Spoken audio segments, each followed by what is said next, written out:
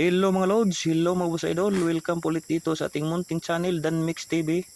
At kamakailan lang mga lods, nag-champion si Trumpo King sa Pilipinas Got Talent. At ito yung nagbigay sa atin na inspiration na subukan ulit yung kinahiligan nating laro noong kabataan natin mga lods.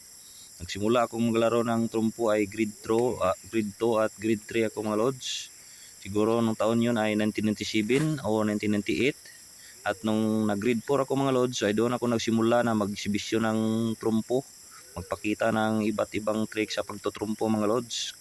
At ngayon, na-inspire tayo kay Trumpo King mga lods. Sinubukan ulit natin kung kaya pa natin sa kabutihang palad mga lods. Ay kaya pa naman natin yung mga ibang tricks natin ginagawa noon mga lods. At nag-video ako mga lods para makita rin ng mga bagong henerasyon ngayon mga lods.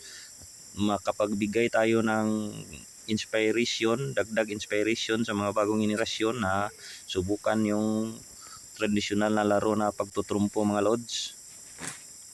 Itong pagtutrumpo mga lods ay medyo delikado rin ng konti mga lods kasi may pako yan mga lods, although hindi naman yan masyadong matulis yung pako mga lods. Kaya kung hindi pa marunong magtrumpo mga lods ay start to beginning talaga mga lods. Start sa basic lang muna mga lods.